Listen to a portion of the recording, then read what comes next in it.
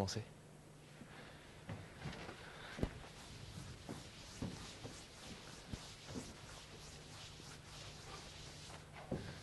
Donc aujourd'hui, on commence un nouveau chapitre qui s'intitule Les canaux de communication.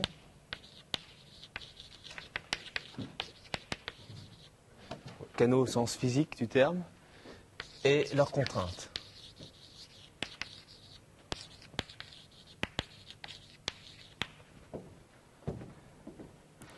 Alors, jusqu'à présent, on a modélisé le canal physique, dans le dernier chapitre, essentiellement comme l'ajout d'un bruit au signal.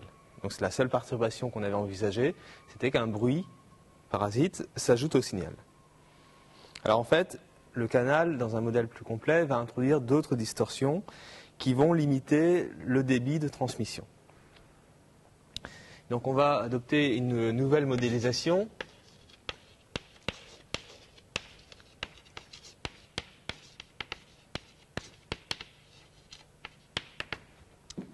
qui est la suivante. Donc on va d'abord avoir un filtrage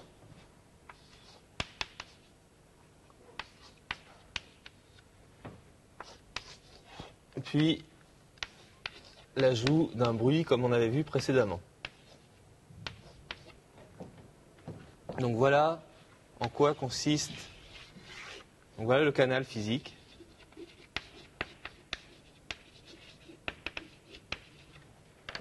Donc au bruit additif qu'on avait envisagé, on va ajouter une deuxième perturbation qui est un filtrage. On va voir dans la suite du cours ce qu'est un filtrage. Alors cette perturbation, on va pouvoir l'exprimer très facilement dans le domaine fréquentiel. C'est la raison pour laquelle on va d'abord parler de la représentation fréquentielle des signaux aléatoires. Représentation fréquentielle des signaux aléatoires.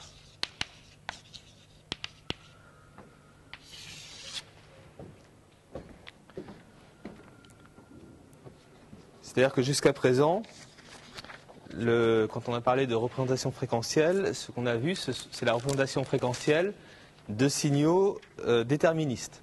C'est-à-dire soit des signaux périodiques, donc complètement prévisibles, soit des signaux apériodiques d'énergie finie, et plus particulièrement des signaux de durée limitée, c'est-à-dire des signaux dont on avait une observation complète, des signaux qui étaient connus. Là, quand on va concevoir un système de communication,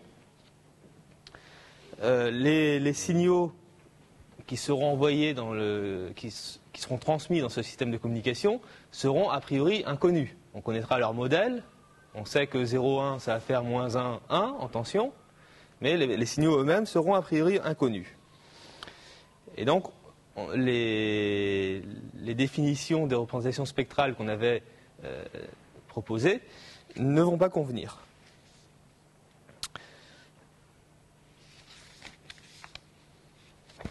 Alors, pour en venir à ça, on va faire un petit détour par les signaux périodiques. Donc on va d'abord voir la puissance et la densité spectrale de puissance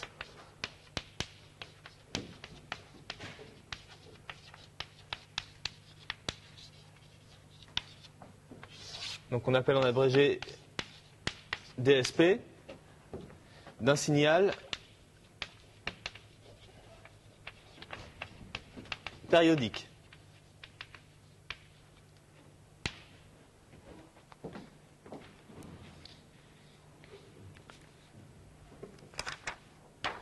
Alors un petit rappel. On avait vu qu'on peut représenter un signal périodique par une série de Fourier, et que à cette série de Fourier correspond une représentation fréquentielle sous la forme d'un spectre de Ray. D'accord? Donc chaque ray est localisé à une fréquence multiple de la fréquence fondamentale. Et pour chaque fréquence n nu 0, l'array est pondéré par le coefficient Cn de la série de Fourier. Et donc on a une représentation du signal dans le domaine fréquentiel. Donc on a un spectre qui est une fonction de la fréquence.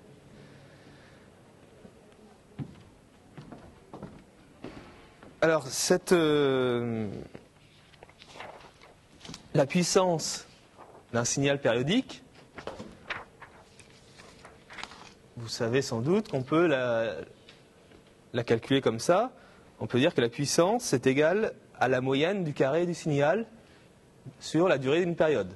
Vous avez peut-être vu ça en physique. Quand on calcule la puissance d'une tension sinusoïdale, on calcule la moyenne du carré de cette sinusoïde pendant la durée d'une période.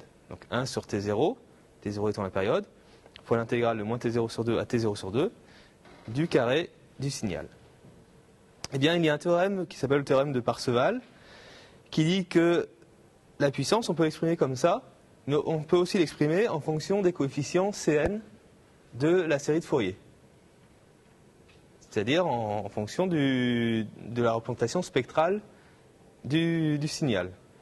Donc la puissance est aussi égale à la somme des modules des Cn au carré. Okay? Donc deux manières de calculer la puissance d'un signal périodique, soit dans le domaine temporel comme ça, soit à partir de la représentation fréquentielle du signal. Et donc, pour cette raison, eh bien, les modules des Cn au carré, ça va correspondre à ce qu'on appelle la densité spectrale de puissance du signal. C'est-à-dire quoi, densité spectrale de puissance? Eh bien, ça veut dire la répartition de la puissance du signal dans l'espace des fréquences. Donc on va définir la DSP de la manière suivante.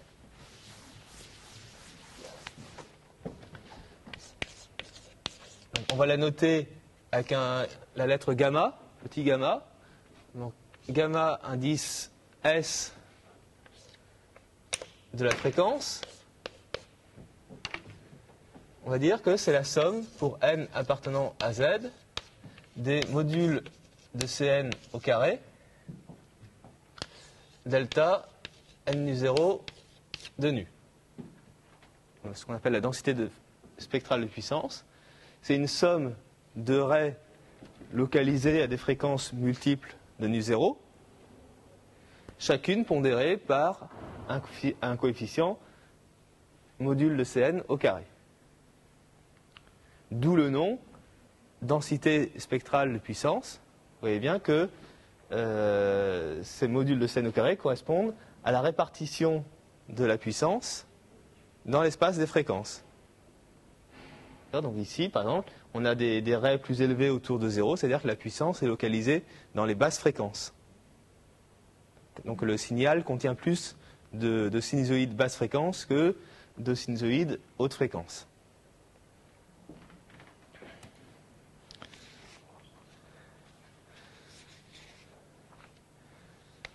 Donc voilà la notion de densité spectrale de puissance pour un signal périodique. Maintenant, on va s'intéresser à la DSP d'un signal aléatoire.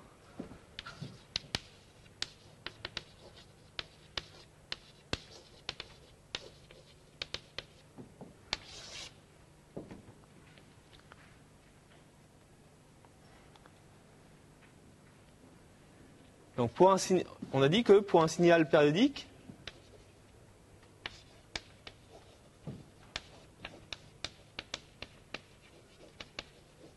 donc un signal non aléatoire, périodique, la puissance, c'est la somme des modules de Cn au carré, pour n appartenant à z. Or, chaque module de Cn au carré, ça correspond à la valeur de la densité spectrale de puissance à la fréquence n nu 0. Donc on peut dire que c'est la somme pour n appartenant à z des gamma s de n nu 0. Okay? Chaque module de Cn au carré, c'est la valeur de la DSP à la fréquence n nu 0.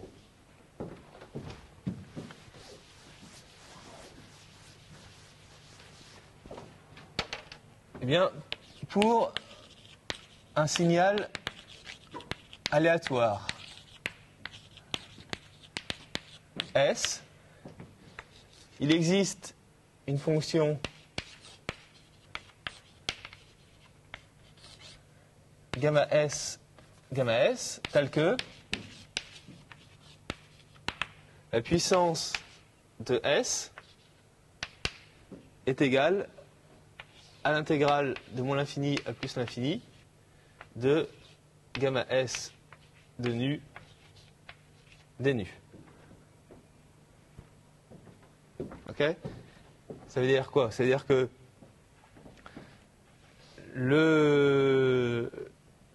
la densité spectrale de puissance, au lieu d'être définie sur des fréquences discrètes multiples de n nu 0, elle est définie sur des fréquences, sur un ensemble continu de fréquences. Et de ce fait, au lieu d'avoir une somme ici, on a une intégrale. Ok? Et donc cette fonction, gamma S, eh bien, c'est la densité spectrale de puissance de S.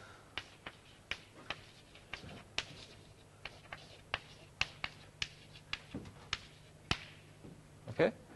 Donc ça dit bien ce que ça veut dire. On calcule la puissance comme une intégrale de la densité spectrale de puissance sur tout l'espace des fréquences. Donc cette fonction gamma S, ça correspond bien à une répartition de la puissance sur l'espace des fréquences. Et donc pour connaître la puissance totale, eh bien, on intègre cette fonction.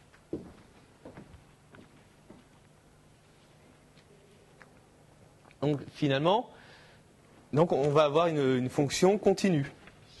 Au lieu d'avoir une puissance localisée sur certaines fréquences, comme ça, on va avoir une fonction continue. Alors notez que pour des signaux réels, la DSP est toujours une fonction paire. De même pour les signaux périodiques.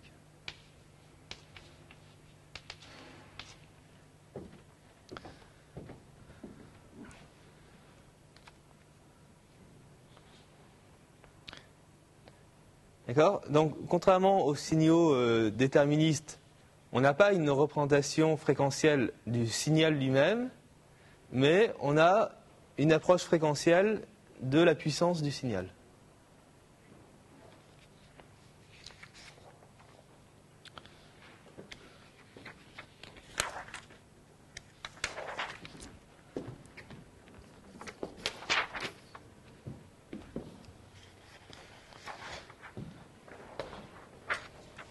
Alors, on va voir un petit exemple. Vous avez ici deux signaux dont on a représenté la DSP. Donc les deux signaux sont en bas, ce sont les représentations temporelles, ce sont deux signaux aléatoires. Deux signaux aléatoires qui prennent leurs valeurs, dont les valeurs suivent la même loi de probabilité. C'est-à-dire que ce sont tous les deux des signaux dont les valeurs suivent une loi de probabilité gaussienne de même variance sigma carré. La différence entre les deux, c'est leur densité spectrale de puissance. Celui-ci, à gauche, a une DSP localisée plutôt dans les basses fréquences. Donc là, on a représenté les fréquences positives seulement, puisque c'est une fonction paire. Et celui-là a une DSP localisée plutôt dans les hautes fréquences. Donc quand un signal a sa puissance localisée dans les basses fréquences, eh bien, il a des variations lentes. Quand un signal a sa puissance localisée dans les hautes fréquences, il a des variations rapides. D'accord? Ça va de soi. Haute fréquence, ça veut dire une fréquence élevée, donc une variation rapide.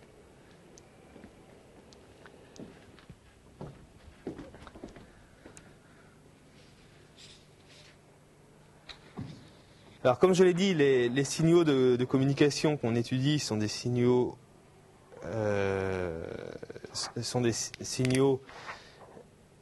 aléatoires. Et donc, on peut représenter leur densité spectrale de puissance. Donc vous avez ici, sur cette figure, la densité spectrale de puissance des codes NRZ binaires, représentés uniquement pour les fréquences positives, et exprimée en décibels. Ça ne paraît pas très clairement ici.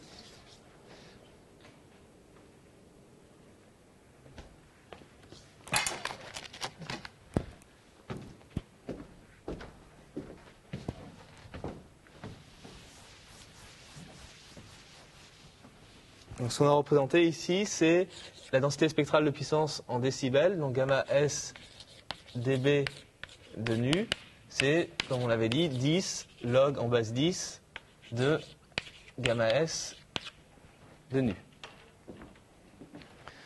Donc ici, la DSP est représentée pour les fréquences positives en décibels,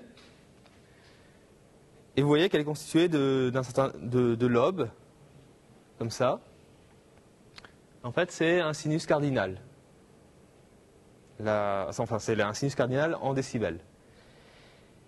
Et l'essentiel de la puissance est concentré dans le lobe principal. Entre le sommet du lobe principal ici et le sommet du premier lobe secondaire, on a un écart de 13 décibels, ce qui représente un écart de puissance assez important quand on convertit en valeur linéaire et non pas en dB. Alors, chose importante, pour la largeur la demi-largeur du lobe principal, puisque le lobe principal il se poursuit dans le négatif, la demi-largeur est égale à 1 sur la durée symbole. Okay. Et ensuite, chaque lobe secondaire a une largeur de 1 sur la durée d'un symbole. Alors, pour un code NRZ binaire, la durée d'un symbole, c'est la même chose que la durée d'un bit. Donc on a TB, le temps bit, égal au temps symbole. Par contre, pour un code NRZ quaternaire, la durée d'un symbole, c'est 2 fois la durée d'un bit. Puisqu'un symbole correspond à 2 bits successifs. Et donc, la largeur d'un lobe, enfin d'un lobe secondaire ou la demi-largeur du lobe principal, c'est 2 fois plus petit pour un même débit.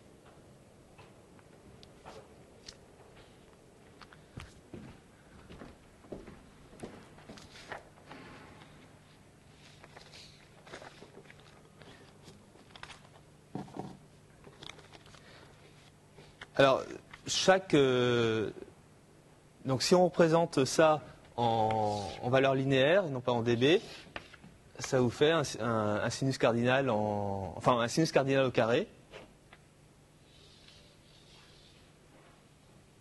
C'est-à-dire quelque chose comme ça.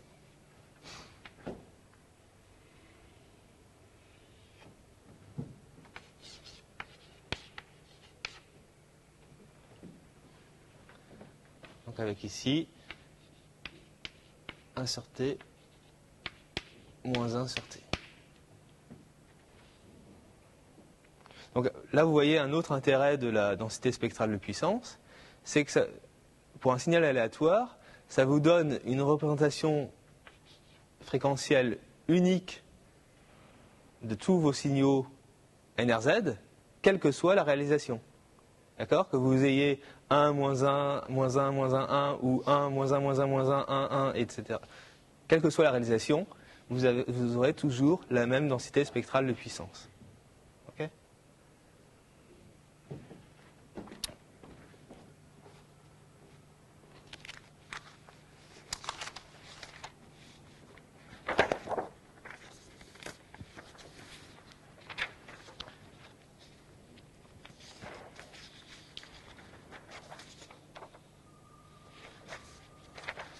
Alors, ensuite, on va voir maintenant les filtres.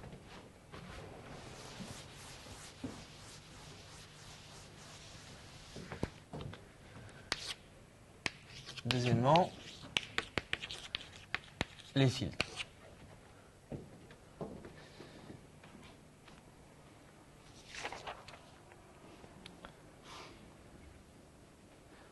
Alors, on va définir un filtre Donc un filtre, c'est un système, c'est-à-dire quelque chose qui transmet un signal.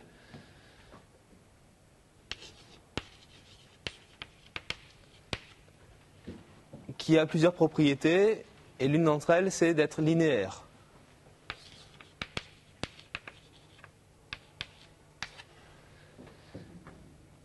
Et qui est définie par ce qu'on appelle une réponse fréquentielle.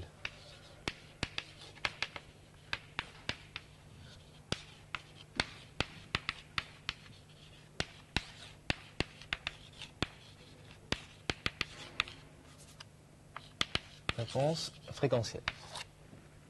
On va noter en général H de nu.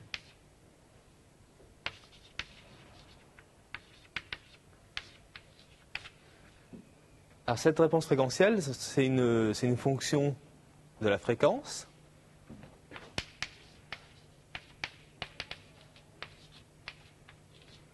C'est une fonction de la fréquence qui va traduire le comportement du système dans le domaine fréquentiel. Alors, on va voir précisément comment. On va considérer un système avec en entrée un signal x de t,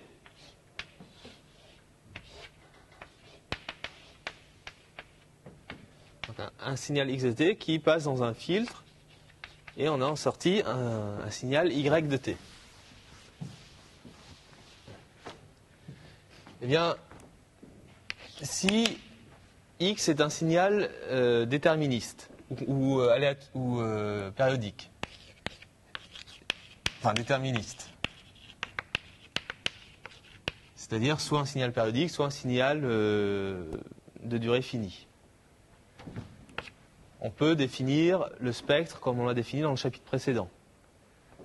Eh bien, la sortie y est également déterministe, et on a y de nu, le spectre comme on l'a vu précédemment, qui est égal à h de nu fois x de nu.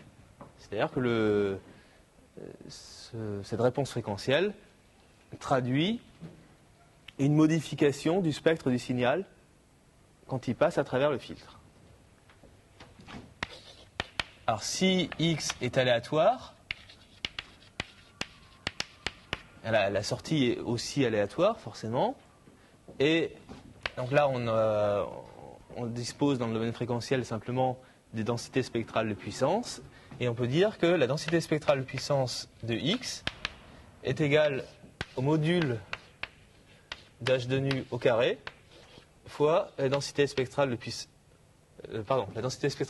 de y est égale au module de h de nu au carré fois la dsp de x. Okay, donc la formule est à peu près la même dans les deux cas.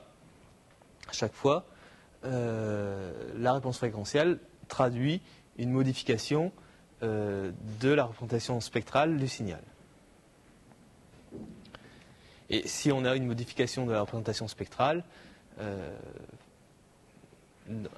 parallèlement, on a inévitablement une modification du signal temporel lui-même, bien sûr.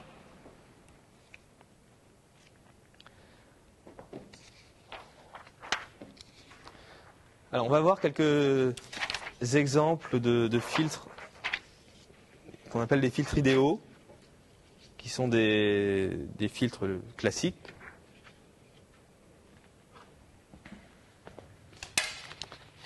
Donc, premier exemple, c'est ce qu'on appelle le filtre passe-bas. Alors pour tous ces filtres, vous voyez, j'ai représenté le module de h de nu. A priori, c'est une fonction complexe. Et j'ai représenté la partie négative, c'est-à-dire les fréquences, tout ce qui concerne les fréquences négatives, en pointillés. Parce que de la même manière que les spectres des signaux sont des fonctions paires, eh bien les réponses fréquentielles sont également des fonctions paires. Donc très souvent, on représente juste la partie positive. Alors qu'est-ce qu'on appelle un filtre passe-bas? C'est un filtre dont la réponse fréquentielle vaut 0 partout, sauf pour les basses fréquences où ça vaut 1. D'accord? D'où le nom passe-bas, puisque ça va couper, ça va annuler toute la partie haute fréquence du spectre, et ça ne va laisser passer que la partie basse fréquence du spectre, quand on va multiplier le spectre par, ou la DSP par le module d'h de nu. Le contraire, c'est le filtre passe-haut, qui lui vaut 0 dans les basses fréquences et 1 pour les hautes fréquences. Donc celui-là ne va laisser passer que la partie haute fréquence. Et là, donc cette fréquence nu-c, que ce soit pour les fils passe-haut ou passe-bas, c'est ce qu'on appelle la fréquence de coupure.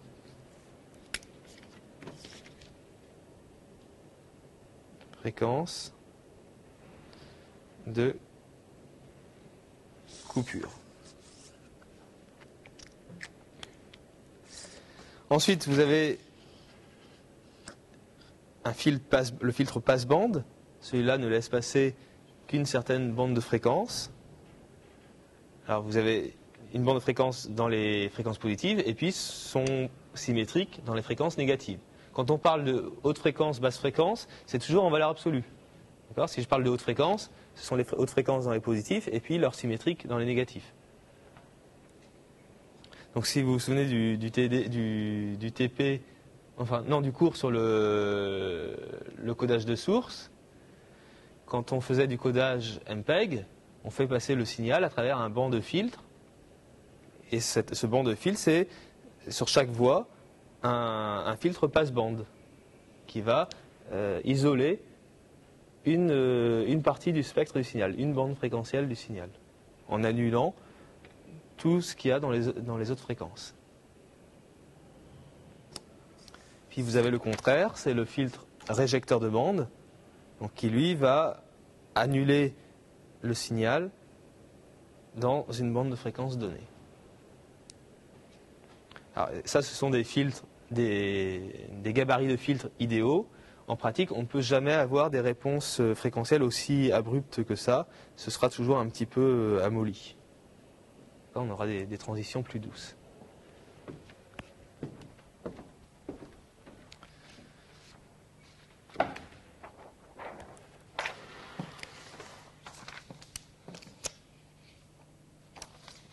Alors, un exemple de filtrage.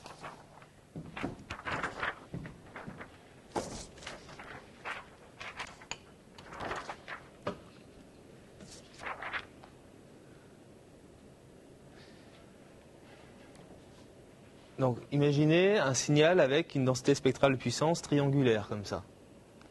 Si vous le passez à travers un filtre passe-bas, eh on va simplement multiplier ça, la DSP, par ça au carré. Donc, il ne va plus rester que quelque chose comme ça. Ok ? Donc toute la partie du spectre en deçà de moins nu-c et au-delà de nu-c est annulée.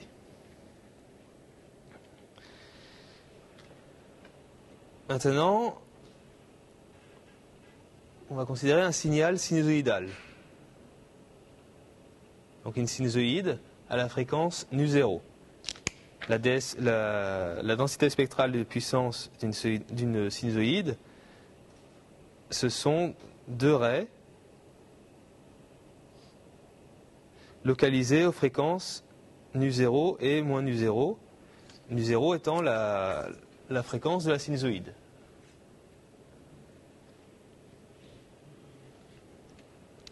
Si je filtre par un filtre qui a cette réponse fréquentielle en module, eh bien, je vais multiplier ça par ça.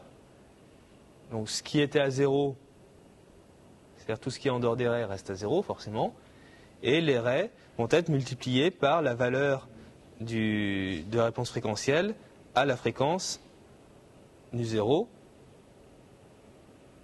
Donc ça va être fortement atténué ici.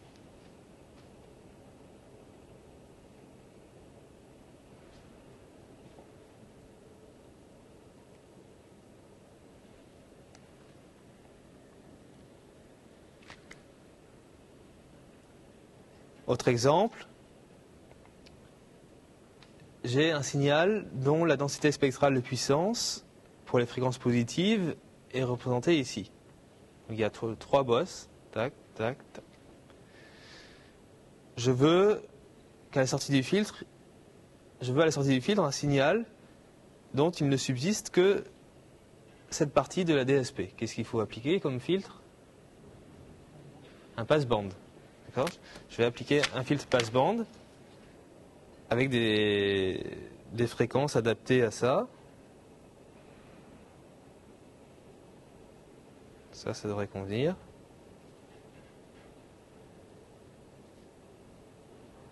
Donc voilà la réponse fréquentielle du filtre dans les fréquences positives. J'applique un filtre passband qui ne va laisser passer que cette partie de la DSP.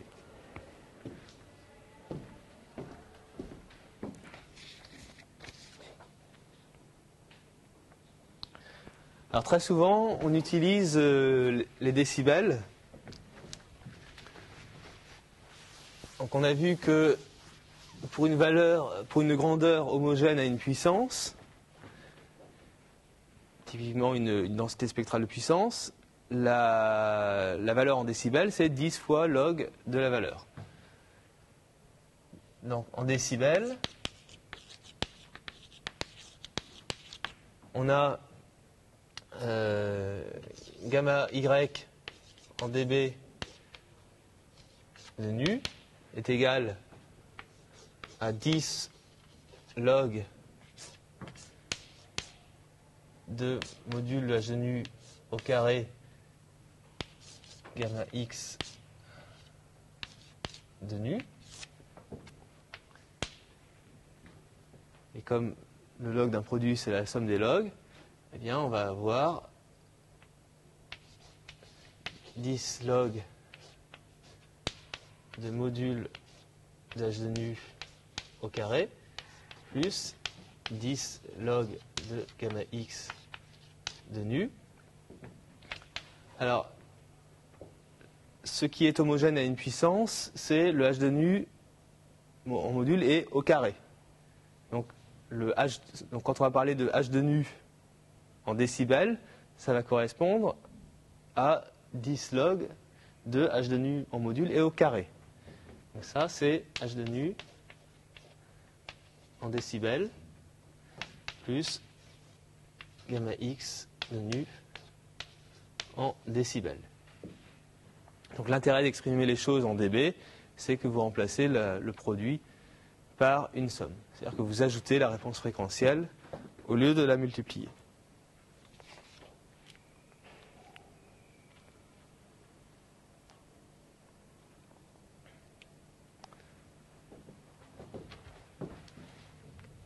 Alors si je vous parle des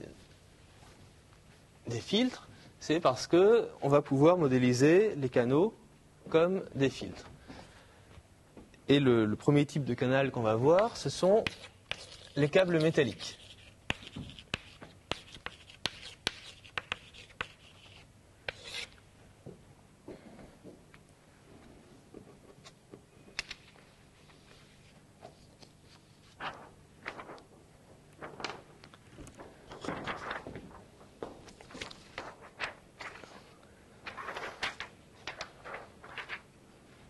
Donc un câble métallique, ce sont tout simplement deux conducteurs en parallèle entre lesquels passe une onde électrique.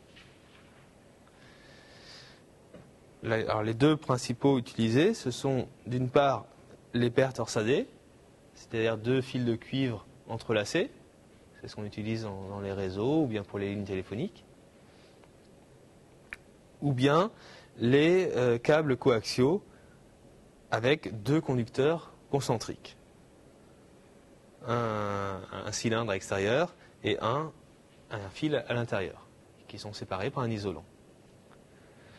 D'accord ? Donc, un câble, c'est simplement deux conducteurs en parallèle dans lequel va se propager une onde électrique. Alors, ces conducteurs, ce ne sont jamais des conducteurs parfaits. Si on avait des conducteurs parfaits, vous envoyez une tension V0, une alternance de tension plus ou moins V0 à l'entrée, vous récupérez la même alternance de tension à la sortie. En réalité, un câble métallique peut être modélisé comme une succession de petits circuits électroniques, comme celui-là. Donc une succession de petits circuits comme ça, avec dans chacun une résistance, une inductance, comme une bobine, une capacité et une perditance. C'est-à-dire que l'isolation n'est pas parfaite entre les deux. Ok ? Alors quand vous avez un tel système, ça se modélise par des équations différentielles. C'est-à-dire qu'on peut, en un point x et un instant t sur le câble, on peut relier la tension et l'intensité. On peut exprimer l'intensité et la tension avec deux équations différentielles. Alors évidemment, on ne va pas résoudre ces équations différentielles. Donc idéalement, si on voulait résoudre ça avec les équations différentielles, il faudrait dire on a un signal qui vaut plus ou moins V0 à l'entrée, on a une succession de circuits modélisés comme ça, quelle est la tension en sortie? Et donc on résout un tas d'équations différentielles. Alors c'est là qu'on va voir l'intérêt de la représentation fréquentielle, puisque en fait, un câble, on peut le modéliser simplement comme, très simplement dans le domaine fréquentiel, comme un filtre. Donc un câble, donc, on peut l'assimiler à un filtre de réponse fréquentielle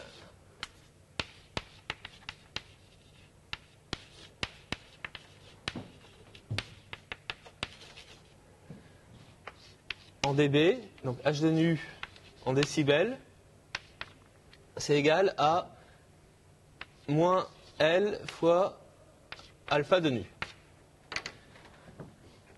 Avec L, la longueur du câble,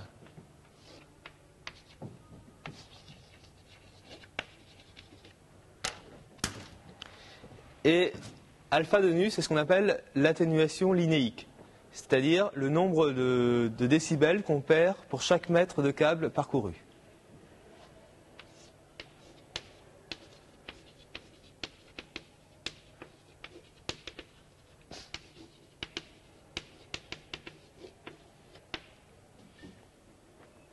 D'accord ? Donc là, la réponse fréquentielle en décibels, elle est inversement proportionnelle à la longueur du câble et à l'atténuation linéique, c'est-à-dire le nombre de décibels qu'on perd à chaque fois qu'on parcourt 1 mètre sur le câble. Alors selon le type de câble utilisé, on a deux modèles possibles d'atténuation linéique. Donc, je vais représenter ici moins alpha. Dans le premier modèle, la réponse fréquentielle décroît en racine de lambda, en racine de nu.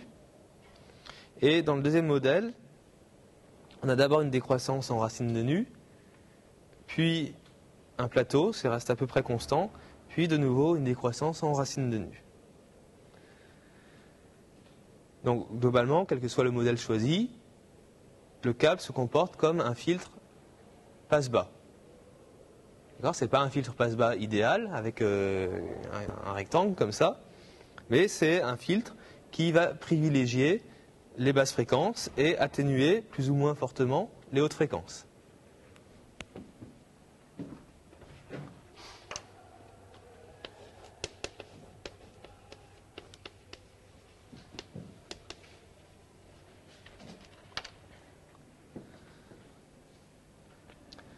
Alors, l'atténuation linéique, vous voyez qu'elle dépend de la fréquence, évidemment, mais elle dépend aussi des caractéristiques du câble. c'est-à-dire de sa résistance linéique, de son inductance linéique, de sa capacité linéique, de sa perditance linéique.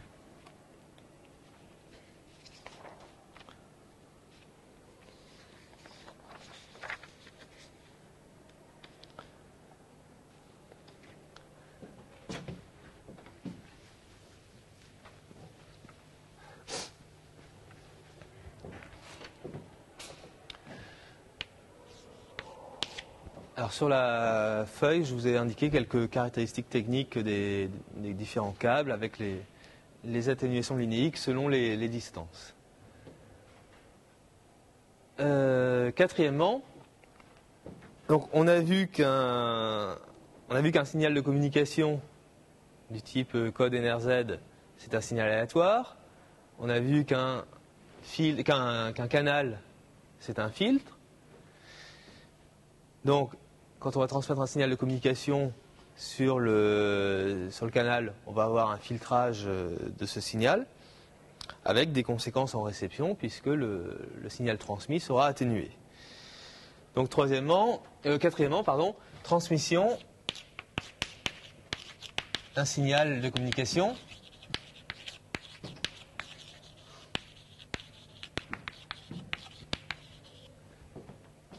sur un canal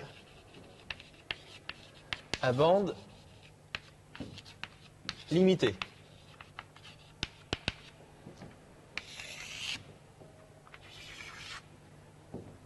Dans le modèle précédent, on a considéré que par défaut, que la bande passante du canal était illimitée. C'est-à-dire que la bande passante, c'est la largeur ça correspond à la fréquence de coupure. Donc là, il va falloir tenir compte du fait que la bande passante du canal est limitée. Donc, comme on l'a vu, alors là, on va s'intéresser au cas particulier des filtres passe-bas, enfin des câbles métalliques qui sont des filtres passe-bas. On a vu d'autre part que la densité spectrale de puissance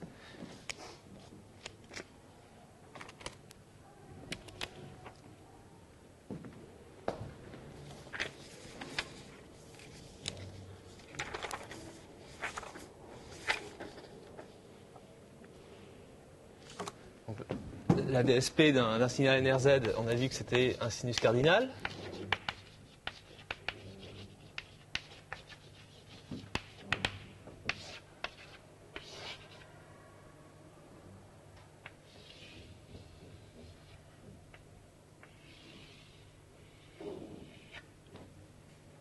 Ok.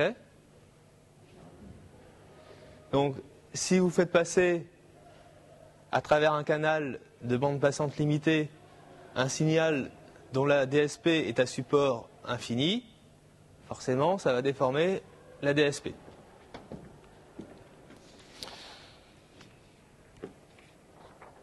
Un exemple.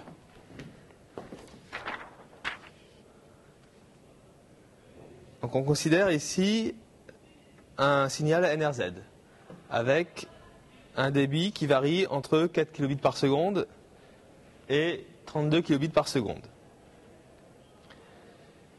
Donc quand le débit augmente, comme la largeur du lobe principal, enfin la demi-largeur du lobe principal, c'est 1 sur T,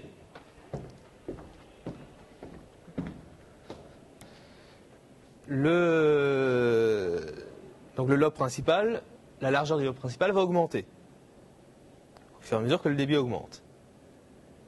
En pointillé, vous avez la réponse fréquentielle d'un câble bifilaire selon le premier modèle. Donc juste une atténuation qui croît en racine de la fréquence. On a dit que l'essentiel de la puissance du signal est localisé dans les basses fréquences. Donc il faut regarder ce qui se passe pour tout ce qui est à l'intérieur du lobe principal.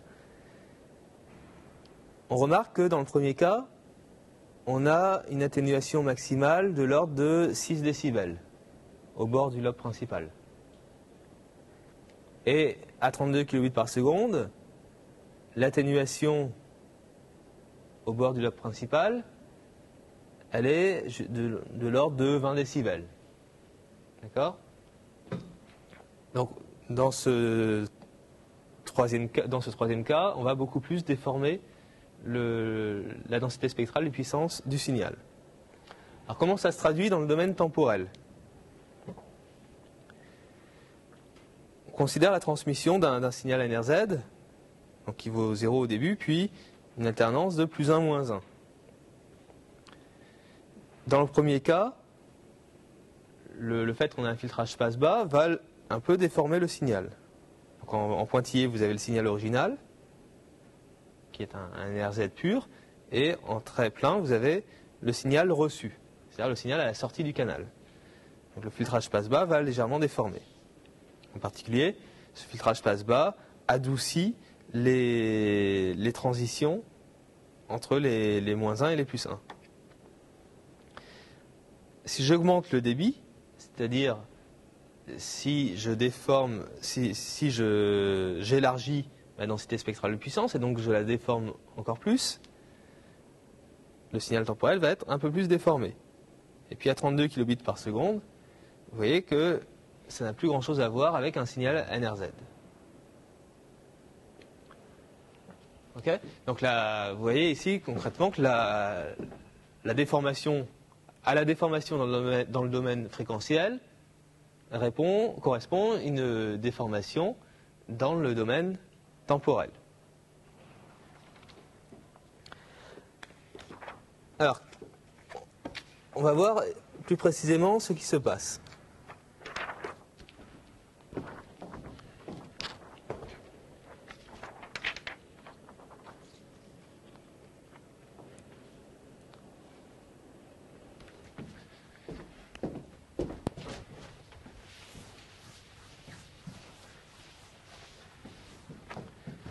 Quand j'envoie une impulsion rectangulaire dans un filtre passe-bas,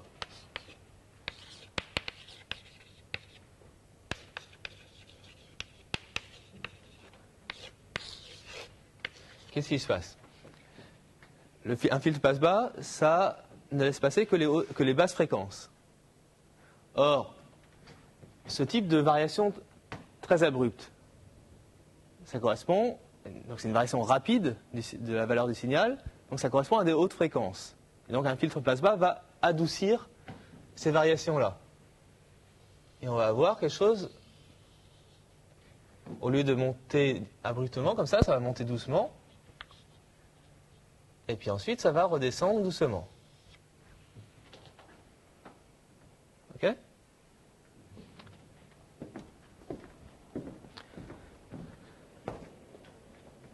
Maintenant, on considère un signal NRZ qui transmet 1, 1, 0.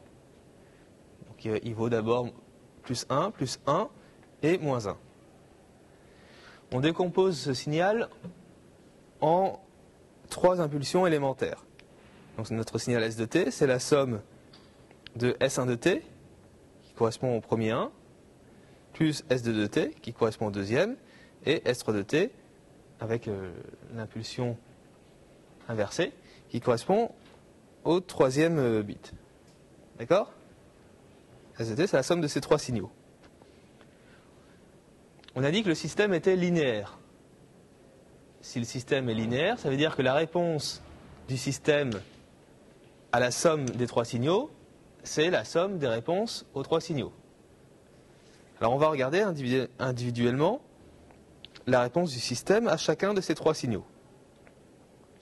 Pour la première impulsion, on a, comme j'ai dit, donc quelque chose qui monte doucement et qui redescend doucement. Pour la deuxième impulsion, pareil, mais avec un décalage de t. Un décalage de la durée d'un symbole. Et pour la troisième impulsion, même chose, mais en négatif. Donc comme on l'a dit, la réponse du système à S de t, c'est la somme des réponses aux 3 signaux élémentaires de la décomposition.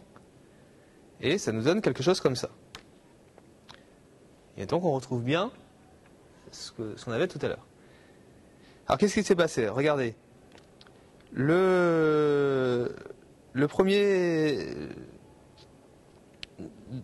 à l'émission, chaque symbole était bien contenu dans l'intervalle temporel qui lui était alloué.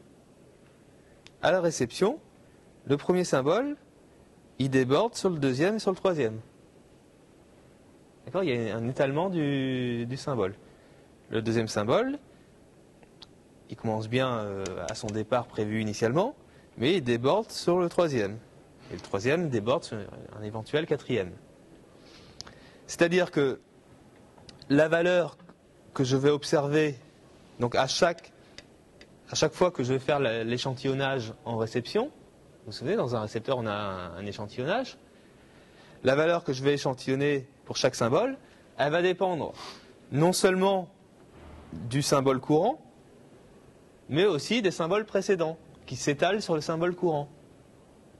Et ça, c'est ce qu'on appelle l'interférence entre symboles. Donc ça va générer une interférence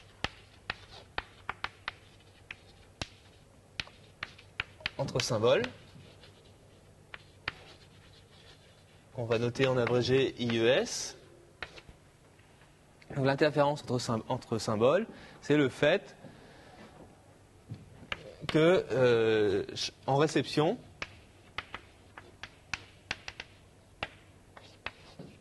chaque symbole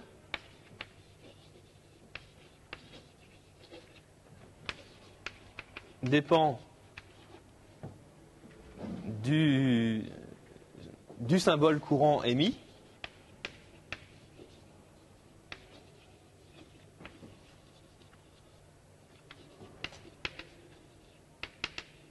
mais aussi des précédents.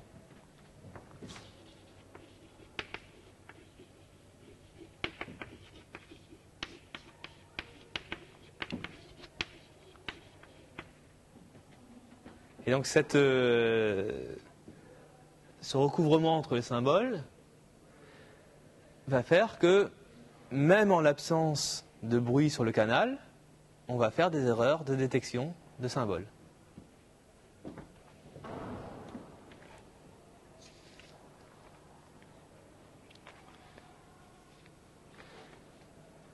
Alors maintenant, on va voir comment annuler l'interférence entre symboles.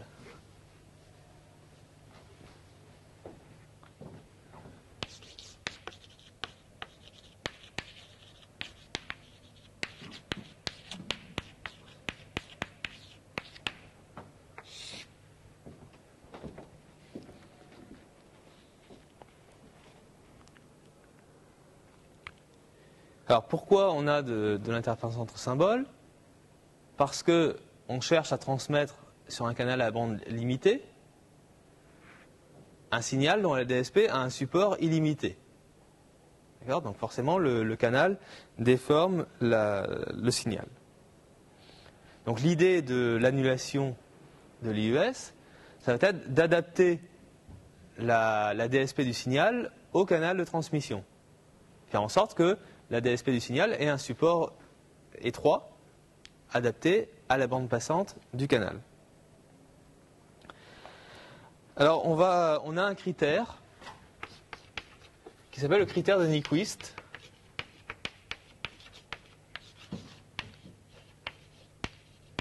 Donc Nyquist, qui dit la chose suivante, c'est que on ne peut pas transmettre sans interférence entre symboles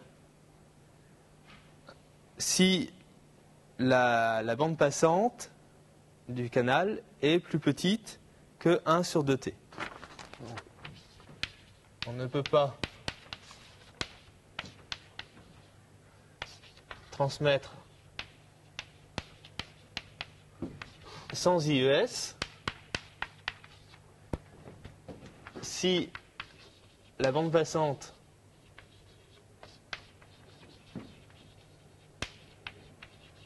du canal BP est inférieure à 1 sur 2t, grand T étant la durée d'un symbole.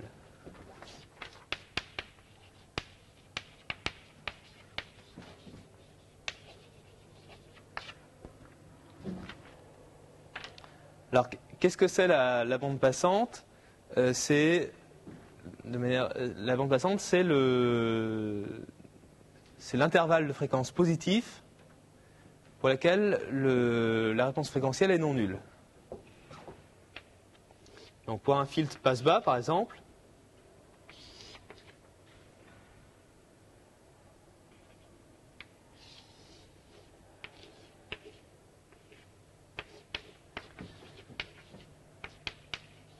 quand vous avez un filtre passe-bas, la bande passante, c'est la fréquence de coupure.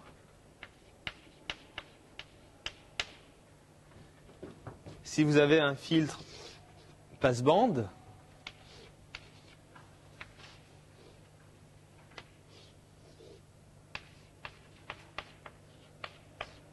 la bande passante, c'est cette largeur-là.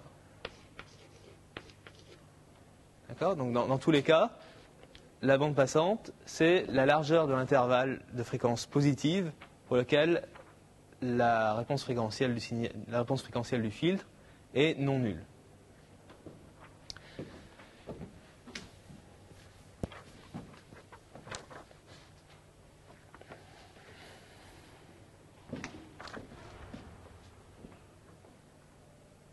Donc, le critère de Nyquist dit que si la bande passante est plus petite que 1 sur 2t, on aura forcément de l'interférence entre symboles.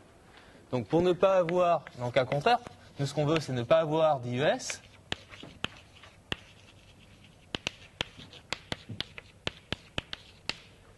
Eh bien, il faut que la bande passante soit inférieure à 1 sur 2t.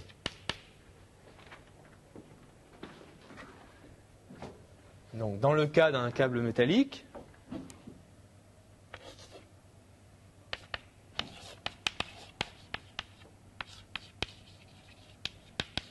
donc si on assimile un câble métallique à un filtre passe-bas de fréquence de coupure nu-c, eh bien ça veut dire que nu-c inférieur ou égal à 1 sur 2t.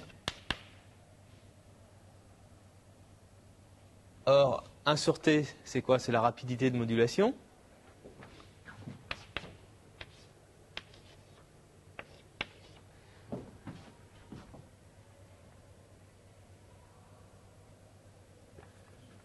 Oui? Pardon, c'est supérieur ou égal. Oui, excusez-moi.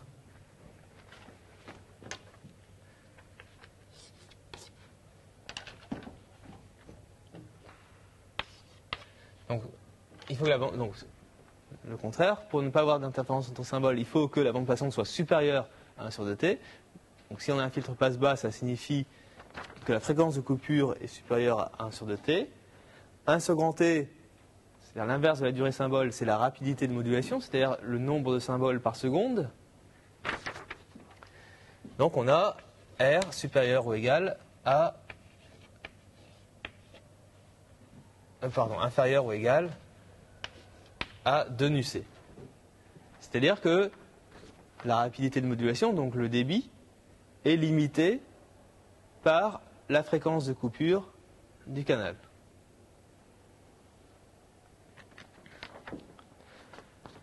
Alors le problème du critère de Nyquist, c'est qu'il nous donne une limite.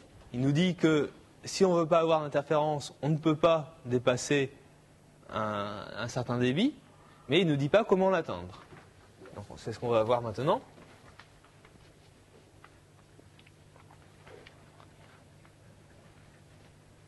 Et notez bien que c'est une condition nécessaire.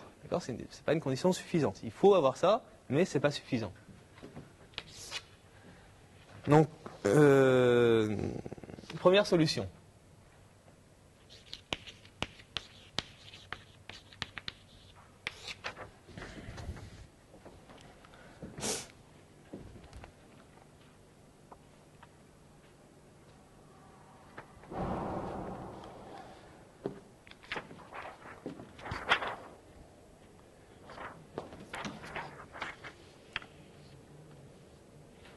Alors, je reviens à mon signal NRZ.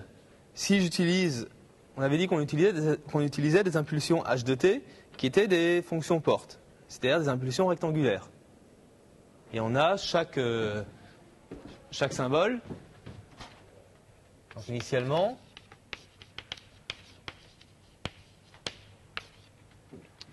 chaque symbole SI,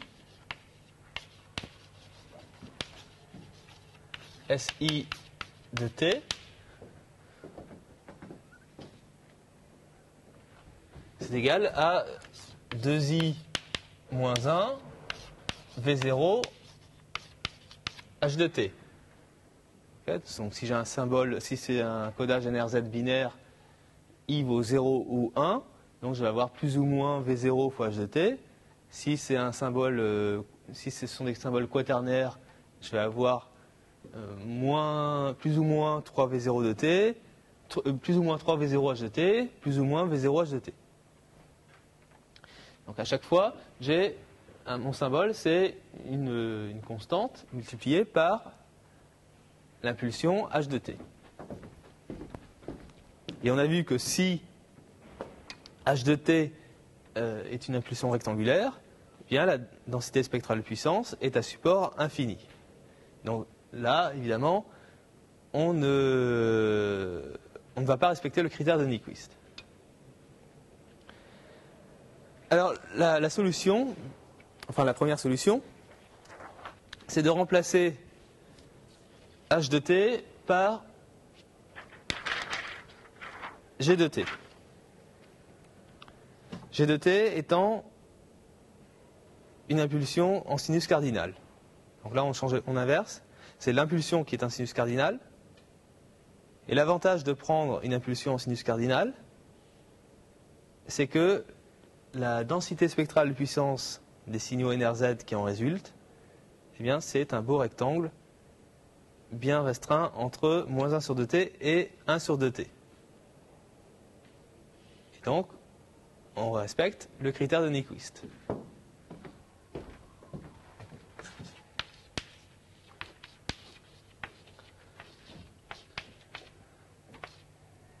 Remplacer h de t par le g de t que j'ai indiqué ici. Ok ? Et donc on a bien 1 sur 2t. Donc ça va pouvoir passer à travers un canal de bande passante 1 sur 2t.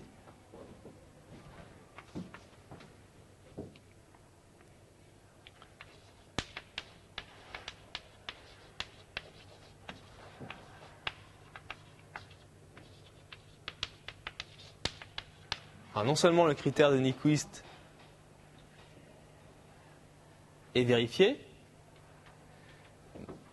et je suis même à la limite en fait du critère de Nyquist.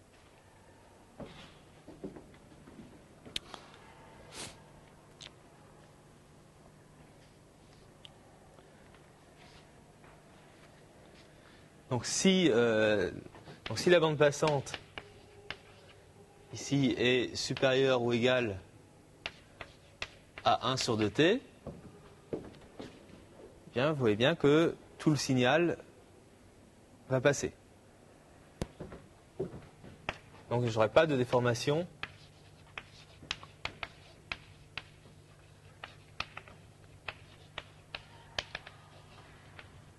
du signal.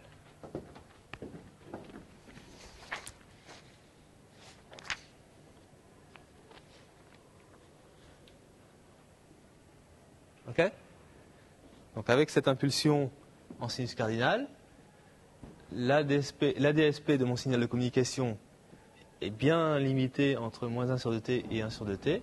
Donc si j'ai un canal de bande passante 1 sur 2t, il n'y a pas de problème. Le signal passe complètement et n'est pas déformé. Alors vous allez me dire, oui mais comment ça se fait qu'on n'a pas d'interférence entre symboles alors qu'on a des impulsions complètement étalées? D'accord ? Un sinus cardinal, c'est une impulsion à support infini.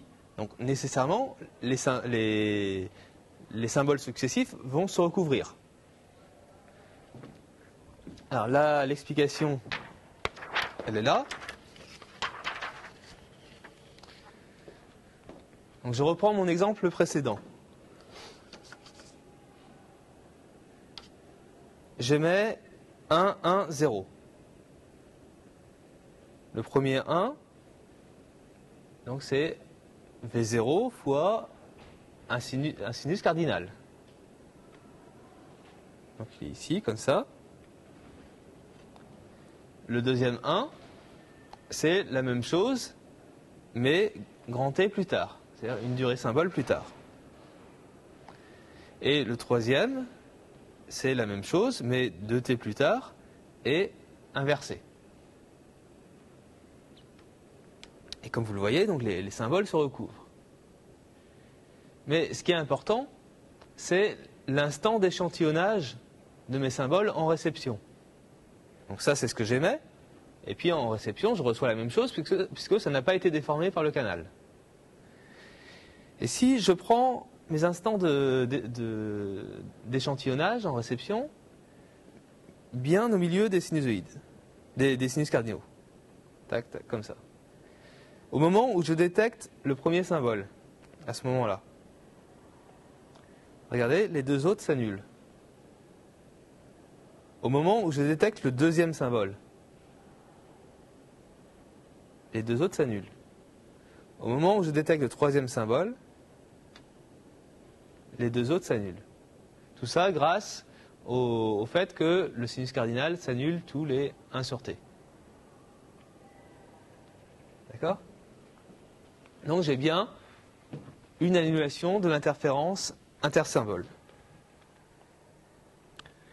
Alors le problème du sinus cardinal, c'est que c'est une impulsion qui n'est pas réalisable physiquement.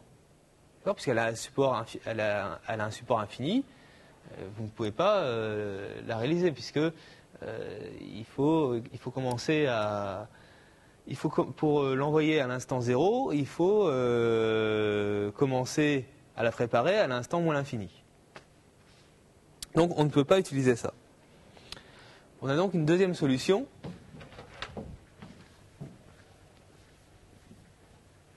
Donc problème, c'est pas réalisable physiquement.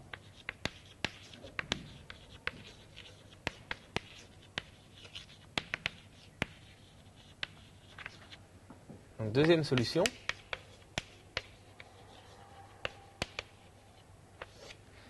Ce sont des impulsions en cosinus surélevé.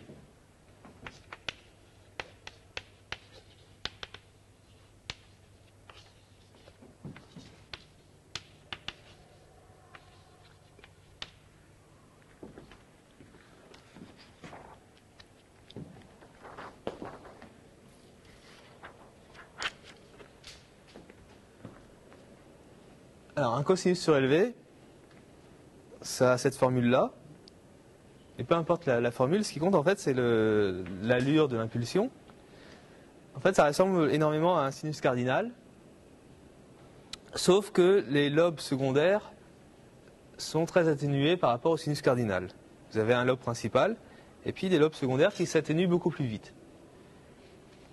Et l'atténuation des lobes secondaires dépend d'un paramètre alpha, qui est dans la formule ici, qui peut valoir entre 0 et 1. Alors si alpha égale 1, on a si alpha égale 0, on a un sinus cardinal. Pour alpha égale 0, vous voyez que ici ça fait 1, et là ça fait 1. Donc pour alpha égale 0, le cosinus surélevé est un sinus cardinal. Et puis pour alpha égale 1, on a une atténuation maximale des lobes secondaires. Donc plus alpha est grand, plus les lobes secondaires sont atténués. Donc là, dans ce type d'impulsion, l'atténuation des lobes secondaires est tellement forte qu'on peut en fait limiter artificiellement le support. C'est-à-dire considérer qu'en dehors d'un certain intervalle temporel, le cosinus surélevé est nul. Okay. Donc on a une atténuation forte des lobes secondaires.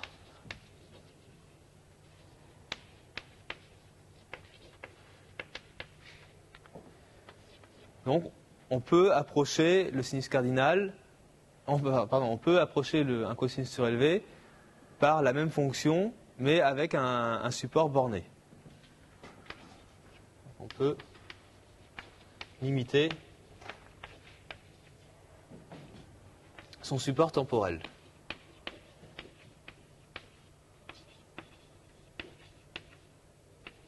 Donc là, ça devient physiquement réalisable.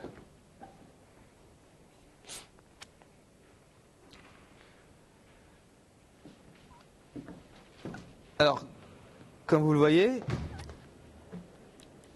de la même manière que le sinus cardinal, le cosinus surélevé s'annule tous les 1 sur t. Donc on va pouvoir annuler l'IES.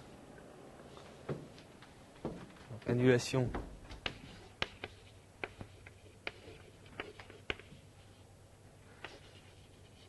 tous les 1 sur t. Donc annulation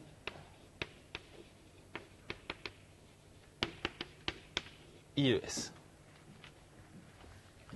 Par contre, il a un inconvénient, c'est qu'il a une occupation spectrale plus importante que le sinus cardinal. Donc vous avez ici la DSP de signaux de communication utilisant le cosinus surélevé.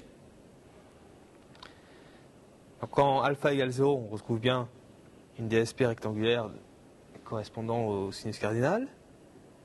Et puis plus alpha est grand, plus alpha est proche de 1, plus la DSP s'étale. Elle est toujours à support borné, mais le support s'étale. Donc l'inconvénient,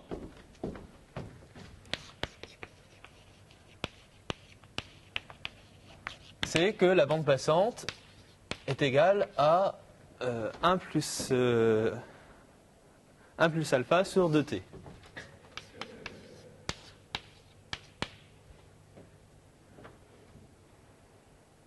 Okay, donc on a une occupation spectrale plus importante qu'avec un sinus cardinal.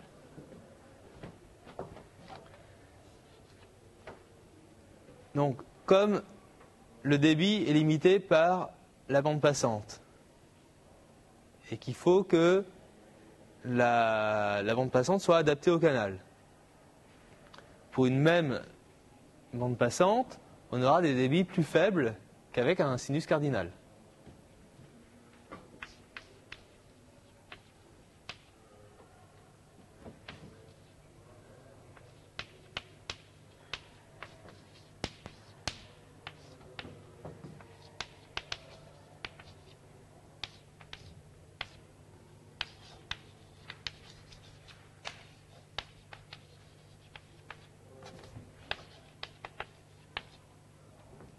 Ou inversement, si on veut avoir le même débit qu'avec un sinus cardinal, il faut une bande passante plus élevée.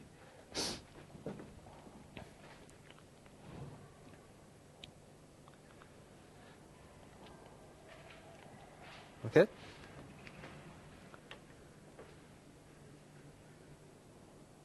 D'accord ? Puisque le débit est limité par la bande passante. Et que la bande passante doit être adaptée à l'occupation spectrale du signal.